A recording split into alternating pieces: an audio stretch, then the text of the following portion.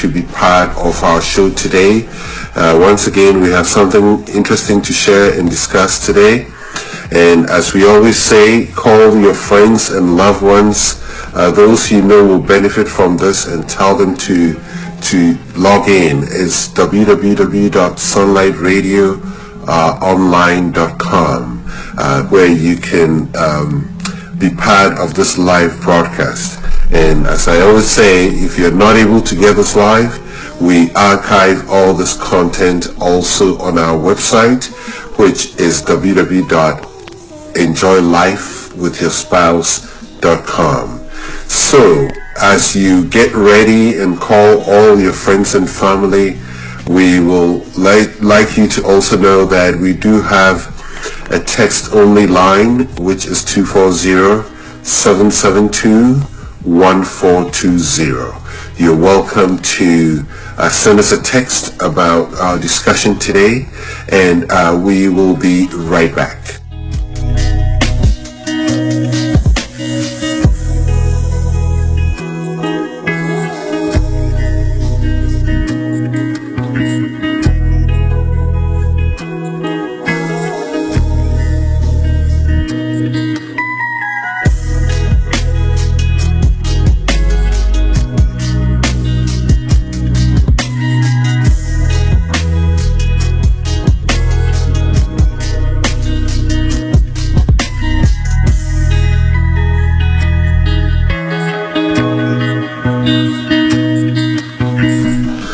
Hello again, and thank you for joining us on this Thursday evening. Again, my name is Akwesi Opong, and we're coming to you live again on Sunlight Radio Online, and we will be very happy if you can join us also on our website, which is www.enjoylifewithyourspouse.com.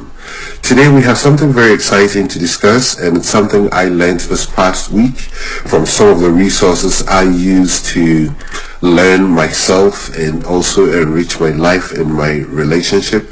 And this is a very interesting topic. It's something that, one of those things that we almost think we know until we are exposed to it or we're given the opportunity to learn. So what is this topic I'm talking about? It's called triggers. So the title, or what we want to discuss, is identifying the triggers that causes a conflict in your relationship, or what triggers conflict in your marriage. Maybe that's a better way to put it. So we all have certain things that triggers conflict. And I know we have talked about conflict quite a bit in this on this show. So today we want to focus on those things that trigger the conflict. And we're going to look at basic definitions and what causes them, and some based on research that has been done. So what is interesting about triggers is that we all do have things that trigger us, either in a positive way or in a not so positive way. And our goal today is to look at those things that triggers us in ways that brings out the worst in us, especially when it comes to our relationships. So as we go through this, I've said earlier, if you're interested in contributing to this discussion, maybe if you would like to give us your view on how your experience on this has been, we will be glad to hear from you. So definitely let us know, and we will, we'll read your message as it comes through. The number again to do that, let me make sure that I provide that, is 240-772-1420. So, triggers. So, put your own words, and try to understand the interaction between you and your wife. Sometimes the things we say can trigger certain things within us and bring up situations that bring conflict. So when I say triggers, they are the event, or it could be words, it could be actions, they could be events or actions that trigger certain things that usually results in conflict in our relationship. So there's a scripture, Romans 12:18. I want to bring it to your attention. It says, if it's possible, as far as it depends on you, live at peace with everyone. So this goes back to, the teaching of we having control of how we react to issues, and this is one of them. So when we say triggers, there's a great body of research done by the Gotham Institute. I've read quite some resources from the Gotham Institute, and they do quite extensive research on relationships. And this one focuses on triggers. What triggers me? And we're going to go through a list of certain things that triggers individuals in relationships that lead to other things as a result of that. So one of the things that causes triggers is when one feels excluded. It could be excluded from anything. You're excluded from decision making. You're excluded from some kind of fun or activity. That is a trigger. When you feel powerless, it's also a trigger. When you feel unheard, I've often said that one of the challenges with issues when it comes to children is when children do not feel heard. It's important that we let our children know that we hear them when they talk. We pay attention to what they say, and what they say matters. And we're learning from this today, from the Gotham Institute, that, when we as human beings, we feel we are not being heard, it triggers something within us. When we feel we are scolded, or we are judged, or blame is laid on us, these are all things that prompt something in us or trigger something in us to react. And most often the reaction we get is not a positive one. But our goal today is to help us come to the point of knowing what to do when we are triggered. As I go along, disrespect is another thing. When you feel disrespected, it can trigger something in you. Lack of affection is another one. If you feel you are not cared for, or you feel that attention is not given to you, if you feel lonely or ignored, or essentially if you feel forgotten, that's also another thing that can trigger some form of emotion in you as well. That feeling of you have the feeling that somebody's not being honest to you. That could also trigger an emotion as well. And again, security is another thing. When you make you feel unsafe or unloved, or there's a situation, something happens, and you feel the decision that was made was unfair. When the decision is made that you feel that you're unfair, maybe you go somewhere, somebody said something to your spouse, and your spouse agreed with the other person, and you felt that was unfair. That also can trigger an emotion within you. We've talked about disconnected, feeling trapped, a lack of passion can also trigger something. In a situation where you feel you cannot speak up, you feel you're tongue-tied and you're not able to speak up. Manipulation is another thing. And also, finally on this list, when you feel controlled, when you feel controlled. I've often said that scripture that talks about dominating the earth, if you look closely, it's not about dominating people, it's about dominating things on earth. So that when it comes to control, people who feel that they don't have a voice tend to want to use control. But I guess that's not the topic we're getting into today. What I want us to look at is what the triggers, certain things that trigger certain emotions in us. So that is the goal here. So what causes triggers within us? Number one is expectations. The expectation that, I expected that I can go back and use one example from the list I gave. So let's say that you were talking to your friend on the phone about, a nice dress you bought, and it was loud, you went on, and you expected that whilst you were saying it, your spouse or your husband heard you. But then you got off the phone and he said nothing, apparently did not hear you. It was an expectation. You expected that he will hear you and also compliment you for the dress or whatever that you communicated to your friend. Once that doesn't happen, it triggers that feeling of you not being heard as a result of that. So what causes triggers is the first thing I like to say is that it's when we have certain expectations that are not met. So the key thing here is to watch our expectations. What expectations do we have? How are we managing our expectations? How realistic are our expectations? Sometimes we have to really sit down and give ourselves a talk and say, are these expectations valid? Can my spouse reach this expectation? Or is it even possible? Am I setting too high a bar of expectation for my spouse? That is very important. The other thing is norms. Norms are, things that were done a certain way.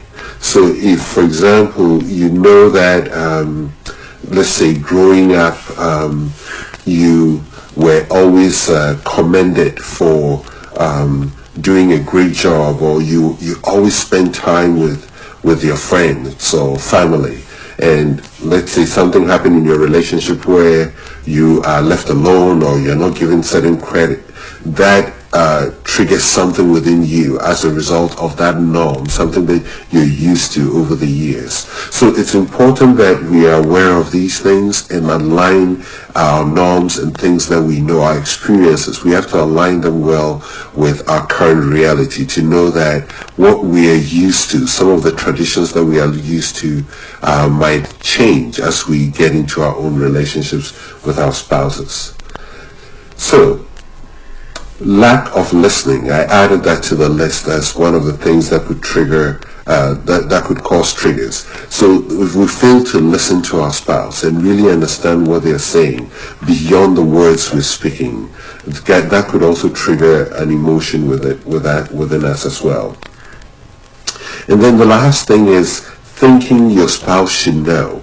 We always make that mistake of thinking, oh, they should know that I need this, or they should know that I want this, or I want to be touched or held. Sometimes our spouses will not know. And the best way of getting around that is to speak and tell our spouses what we really want. Because communication is a key part of this. As we go through this list, in this lesson today, we're going to realize communication plays a key role when it comes to how we relate with each other and how we can curb these triggers from escalating and becoming something bigger than it really is. So what are some of the day-to-day things that are likely to bring up triggers that usually result in negative emotions? The number one is chores, things that we all have to do around the house. A conflict trigger that appears fairly early in marriage is chores. Even before the children arrive, it involves how chores are done around the house, who should do them, how we divide them, and the expectations we both have. And if you want to learn more about this, I think you can all review our last podcast a week ago from today. It was on roles. I did a post on roles that we play. And again, you can go to our website at www.enjoylifewithyourspouse.com and get that resource. It's really going to help you to understand how to set roles or the expectations we have around roles in a home or as a couple or in your marriage. That will really help you navigate this very well. So before we move on, it's a great time to take a break. And as I said earlier, we do have a phone number. It's 240-772-1420. If you'd like to send us a comment or a question, we will be glad to receive that. Once again, my name is Akwesi Opong. This is Sunlight Radio Online, and we will be right back.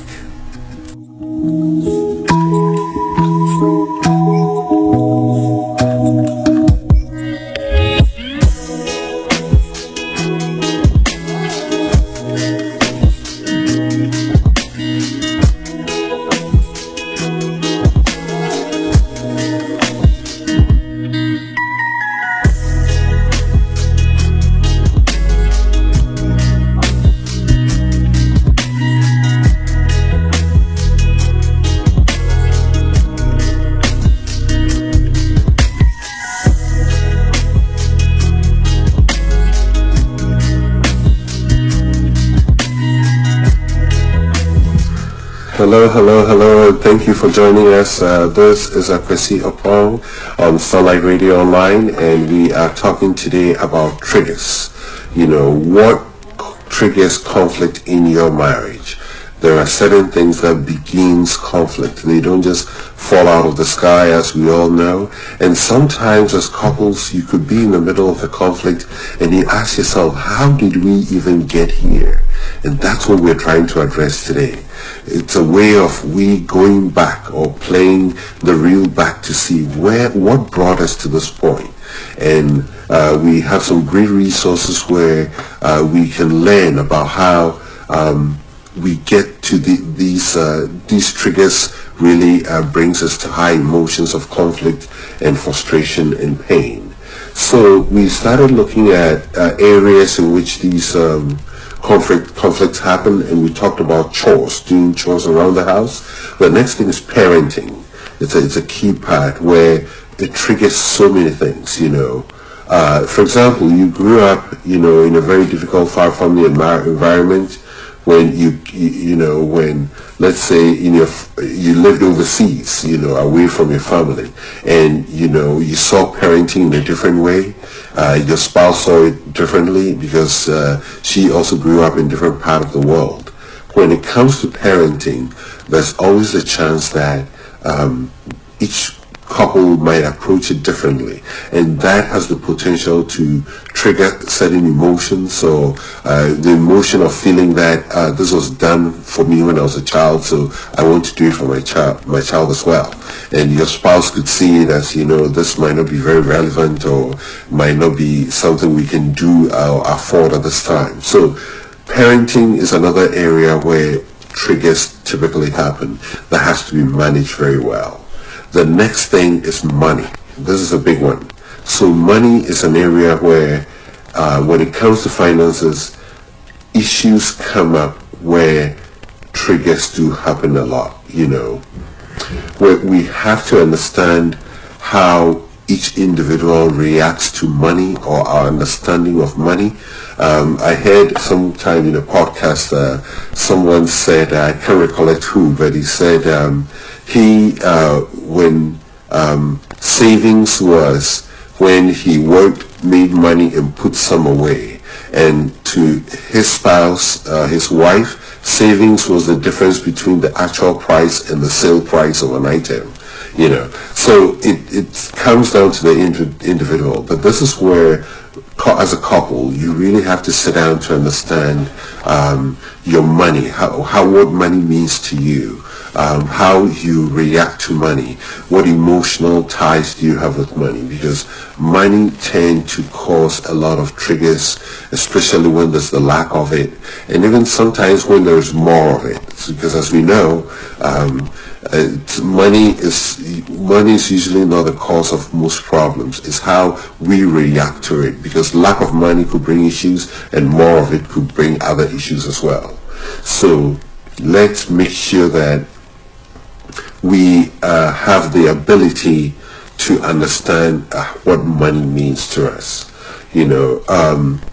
One other area too, which I heard this from Focus on the Family, on their discussion on what causes these triggers, is when we pretend to have control. One thing that you typically see when it comes to couples is when one person is driving and the other tend to be what we call the backseat driver.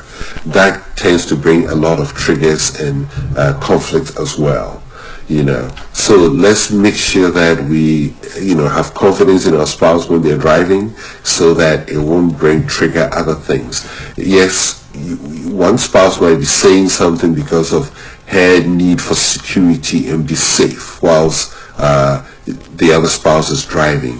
But if it's said well, it's communicated well, then the understanding is clear, and one won't feel that emotion or that feeling of being controlled. So these are all things that we really have to pay attention to. Another thing that happens day to day, which also brings triggers all these emotions, is keeping the house clean. And this is one of those things where it's more of an expectation, and typically it happens when, the husband works outside the house, the wife or the mother is at home, and after a long day, the father gets home or the husband gets home, and he expects the house to be clean. And, and I said expect because whilst he was gone, his wife was busy taking care of the children, or could possibly even helping them through their homework and preparing meals and taking care of bills and laundry and everything in between. So this is where we have to extend some grace and understand that these things have the potential to trigger certain emotions that can result in various forms of conflict. So let's manage our expectations. Let's tell ourselves that, when I get home, no matter the condition, we will deal with it. It's something that we can do. This doesn't have to result in conflict. So it's all in how we prepare ourselves and how we set ourselves to succeed. Security is another thing. How secure do you feel?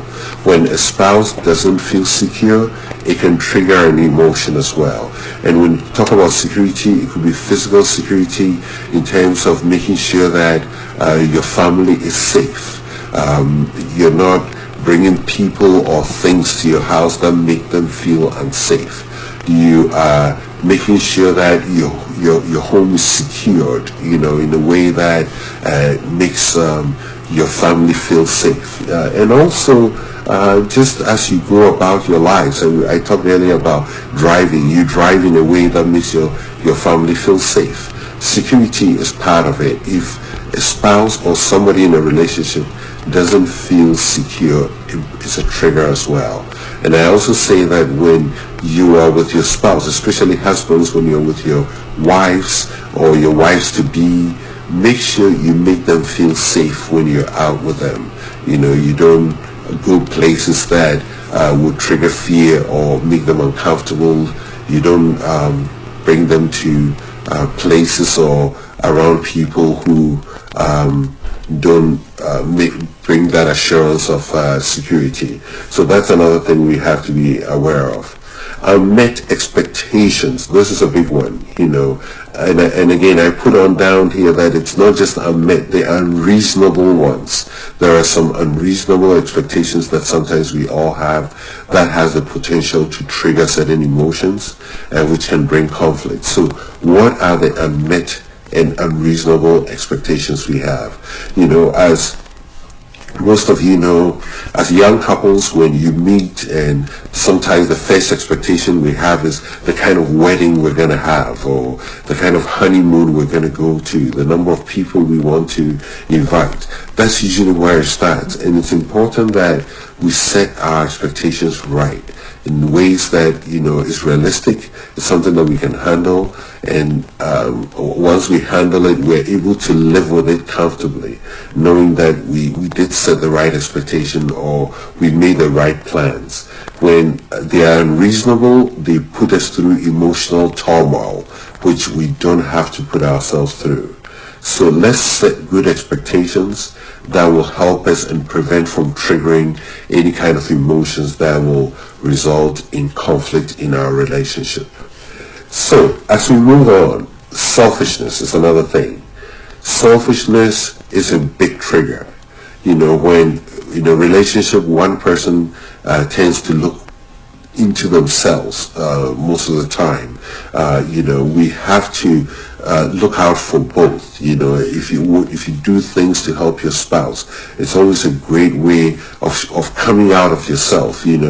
Of showing how loving you are and how caring you are. And this has to do with even the day-to-day things that we do, that we are not counting score. We are not saying, I did this so that you should also do that, or I've done too much of this. But opening up our hearts to say that, you know what, I'm going to put in as much as I can to help my spouse. That is selflessness. And that's what we're called to. Not to be selfish, but to be selfless. And that really goes a long way to help us to prevent triggers. Because when in a relationship, when one person is selfish, it creates a form of insecurity for the other person. So let's make sure that we are not just looking into ourselves, but we're looking at the interest of ourselves and our spouse. And if you have children, the interest of your children is also very, very important. Yes. So one of the things that creates all of this is usually one thing, and it's caused by a breakdown in communication. When there's a breakdown in communication, it causes a lot of triggers within a marriage or within various relationships.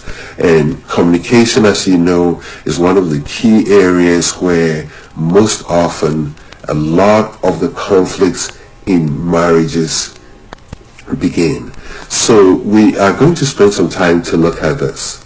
So the lack of good communication does not always mean that you are not saying enough or you're not talking, but it's more of being clear as to what you're saying. And on top of that, making sure that what you said was not only said clearly, but it was received well on the other end. There's a resource that my wife and I we read not too long ago. I cannot recollect the details, but make it available at the right time. But it talks about a form of communication where when you communicate on certain topics, maybe not everything, but the contentious topics that can trigger emotions, you can say something like, so one spouse sit down and say, honey, I want you to know that when I come from work, usually I'm tired, I need some time to clear my head, take a shower, rest a little bit. So can you help keep the children or keep the house quiet so that I can get some rest? So the husband will say, what I heard you say was, when you come from work, you've had a long day, and it would be great if I can take care of the children and keep the house quiet so that you can get some rest. And your wife will say, yes, that's what I said. That closes the circle. And what makes this important is that it's not just what you said, but making sure that it was communicated clearly and also it was heard. So I've often said that communication, the key part of communication is listening. And our ability to listen will really help us avoid a lot of triggers that resolve in very negative emotions within our marriages. One other thing that we can also look at when it comes to this topic is the imbalance in personalities. As you meet somebody and you get to know them, sometimes we're not able to realize this, but there could be personality difference that could cause triggers as we grow and develop in our relationships. And whilst there's no rule to this, I've often said that it's important for us to keep getting to know our spouses. One research shows that couples in arranged marriages have very, very low divorce rate. And scientists and researchers were quite puzzled to learn that. So much research was done to understand why that was. And one of the key things they found was that couples in arranged marriages, they learn to love. And I'll say it again, they learn to love. The reason is because they don't know the person they've been matched with.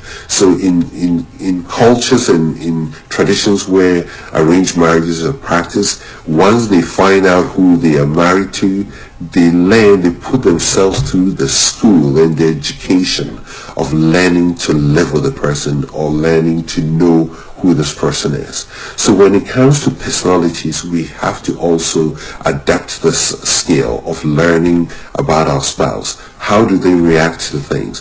What do they like? What don't they like? What's important to them? What are their values? It's our responsibility to do that. And needless to say, if we got a new device, tool, or gadget, we'll spend days reviewing the manual to know almost everything it can do. And how much more the wonderful gift of a relationship we've been blessed with. It's upon us to make sure that we become students of our spouses, that we can learn as much as we need to know about them and become very good students. And not to say that we do not evolve. I think I've said this on the show before, that one of the mistakes we make is to think that the person we married 10 years ago is still the same person. The challenge to us is that we have to constantly keep learning about our spouse. So personalities are key. So thank you so much for joining us. My name is Akwesi Opong. This is Sunlight Radio Online, and we'll be right back.